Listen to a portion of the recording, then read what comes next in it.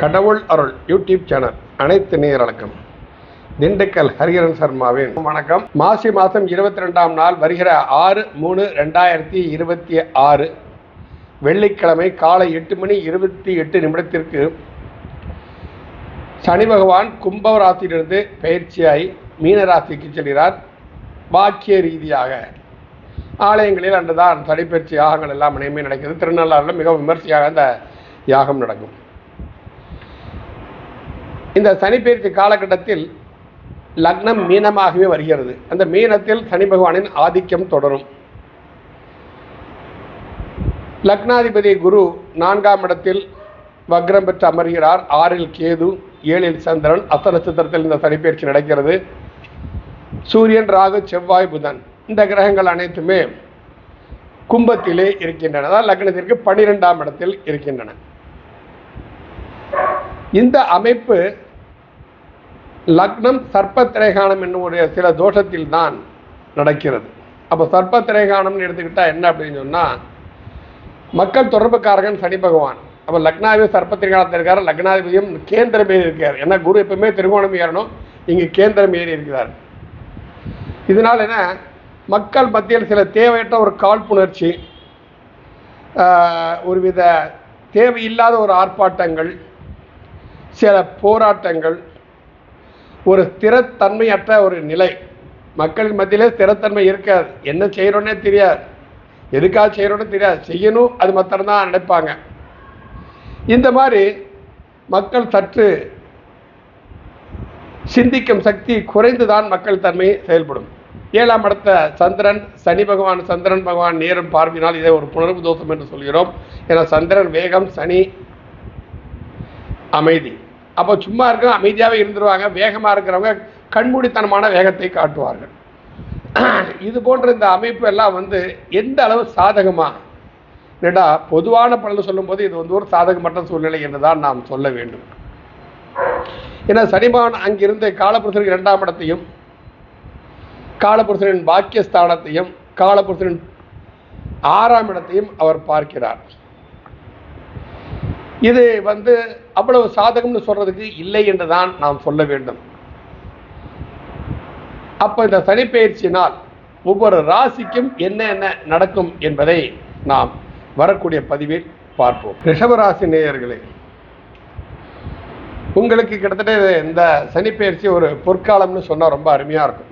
காரணம் என்ன கேட்டால், உங்கள் ராசிபாதையை லாபஸ்தானத்தில் ஏற்கனவே உச்சம் பெற்றிருக்கிறார்.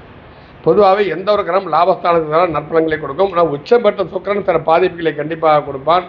ஆனால் அங்கு உங்கள் தர்ம கர்மாதிபதி யோகத்தை தரக்கூடிய இந்த சனி பகவான் அந்த மீனராசிக்கு வருவது என்பது உங்களுக்கு சில சாதகமான விஷயங்கள் கண்டிப்பாக நடக்கும்.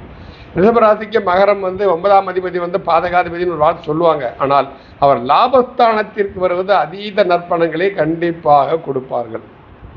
இதுவரை இந்த ரிஷபராசி நேயர்கள் மக்கள் தொடர்பில் மத்தியில் நம்மால் பேரும் புகழுமோடு வாழ முடியவில்லையே என்ற தவிப்பவர்களுக்கு இது ஒரு பொற்காலம். அரசியல்வாதிகள்லாம், ரிஷபராசி அரசியல்வாதிகள்லாம் தைரியமாக மக்களை சந்திக்கலாம். சற்று இதுன்னு அர்த்தம் தெரியணும். ஒரு ரிஷபராசிங்கிறது அர்த்தம் தெரியணும்.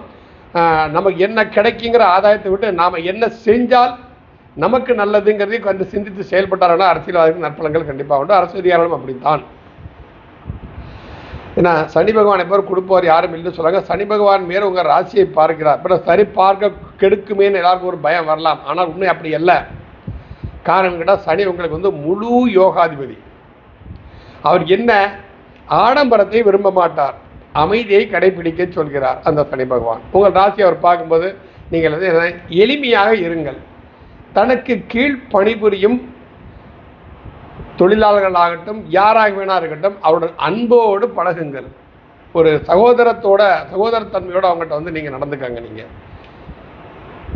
மேலும் யாரையுமே ஏளனமாக பேசக்கூடாது.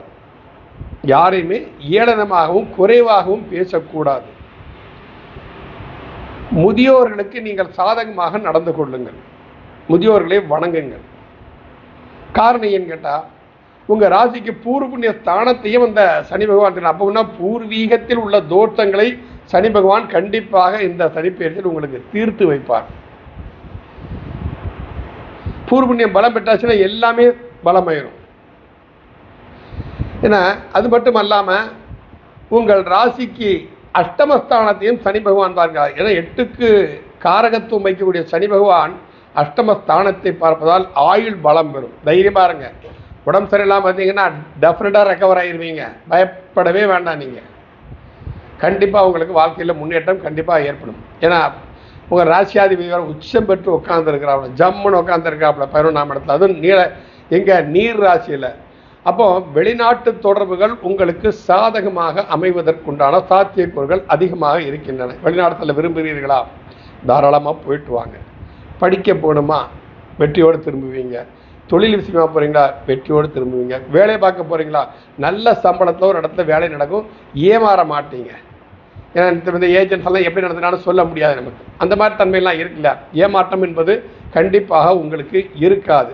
அதனால் தைரியமாக நீங்கள் வெளிநாடு செல்வது, சுற்றுலாக்கள் செல்வதற்கு உண்டான தன்மை. ஏன்னா பொதுவாகவே ரிஷபராசிக்காரங்களுக்கெல்லாம் கொஞ்சம் பந்தா காட்டணும், தான் அப்படி இருக்கணும் இப்படி இருக்கணும், இதெல்லாம் சகஜம். மனிதனுக்கு ஆசை இல்லைன்னா மனுஷன் எங்கே? அவங்க ஆசை இருக்கணும். மனுஷன் ஆசை இல்லாத மனுஷனே கிடையாது. ஆடை இல்லாதவன் அரை மனிதன், ஆசை இல்லாதவன் அந்த அரை மனிதன் கூட கிடையாது, மிருகம். நம்மளாம் மனிதர்கள் வாழ பிறந்திருக்கோம், என்ஜாய் பண்ணணும். ஏன்னா சுக்கிரன் அப்படி தான் பொருளாதாரத்திற்கு மகத்துவம். ஆனால் அந்த பொருளாதார தன்மையில் இருக்கிறத வெளியே காட்டிக்காமல் இருக்கணும். நீங்கள் அது பண்ணுறதா ஒன்று விஷயம்.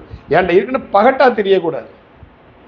உங்கள்கிட்ட இருக்க உங்களுக்கு தான். யார் பிடுங்க போகிறா? அதை ஏன் 4 பேருக்கு வெளிச்சம் போட்டு காட்டணும்? அந்த தன்மையில் நீங்கள் நடந்துக்கிட்டே தான் உங்களுக்கு அது சாதகமாக அமையும். ஏன்னா சனி பகவானுக்கு எளிமை தான் பிடிக்கும். சனிபகவான் நட்பு கிராம சுக்கிரன் அங்கே உட்கார்ந்துருக்கிறார். அப்போ சுக்கிரனை சற்று சனிக்கு சாதகமாக நடந்துப்பார். அதனால் எளியோரை மதித்து பழகுங்கள், வலியோரை கண்டு அச்சம் கொள்ளாதீர்கள். ஒரு சிறப்பான ஒரு பயிற்சியும் தான் அந்த ரிஷபராசிக்காரங்களுக்கு. கண்டிப்பாக நாம் இதை சொல்லி ஆகணும். அதில் இந்த மாற்று கருத்தும் இல்லை. தைரியமாக இருங்க. மனோஜபம் மாருதில்லிவேகம் ஜிதேந்திரம் புத்திபதாம் வரிஷ்டம் பாதாத்மஜம் வானரயூத முக்தம் ஸ்ரீராமதூதம் சரணம் நமாமி. ஆஞ்சநேயர் வழிபாடு அருமையாக பண்ணுங்க. நீங்கள் என்ன பண்ணுறீங்கன்னா, சனிக்கிழமை அன்னைக்கு சனி பகவானுக்கு எண்ணெய் காப்பு சாத்தை கொடுத்துட்டு காலையிலே ஒரு நல்லெண்ணெய் தீபம் ஏற்றுங்க. எள்ளு எல்லாம் போடாதீங்க. இல்லை, நல்லெண்ணெய் தீபம் ஏற்றுங்க. நல்லெண்ணெய் தீபம் ஏற்று காலையில் சனிக்கிழமை அன்னைக்கு 6 to 7 சனி உரையில் உட்காந்து ஹனுமான் சாலிசா படிங்க. நீங்கள் உங்களுடைய அத்தனை துன்பங்களும் நீக்கப்பட்டு சீரும் சிறப்போடு வாழ்வதற்கு ஒரு அற்புதமான சனி பயிற்சி. சொல்லப்போனால் இந்த 12 ராசியிலுமே ரிஷப ராசிக்கு ரொம்ப சூப்பர், துலா ராசி கூட கொஞ்சம் கம்மி. அற்புதமான ஒரு நற்பலங்கள் கண்டிப்பாக உங்களுக்கு நடக்கும். மீண்டும் அடுத்த ராசி சந்திப்போம். நன்றி. கடவுள் அருள் டிவியை பார்த்தமைக்கு நன்றிகள். மேலும் இது போன்ற தகவல்களை தெரிந்து கொள்ள கடவுள் அருள் டிவியை சப்ஸ்கிரைப் செய்யுங்கள். மறக்காமல் பெல் ஐக்கானை கிளிக் செய்யுங்கள்.